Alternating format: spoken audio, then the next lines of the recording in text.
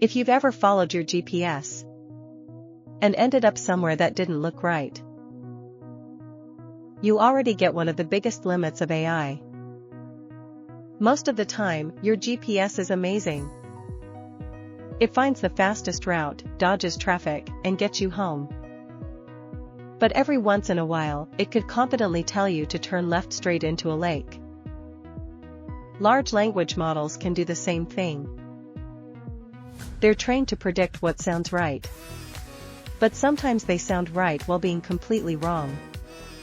That's what people mean when they say an AI hallucinates. It isn't lying, it's guessing. And sometimes, those guesses miss.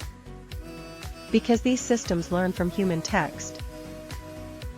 They also pick up human bias, the good, the bad, and the messy. So even when the answer sounds perfect, it may not be fair or factual.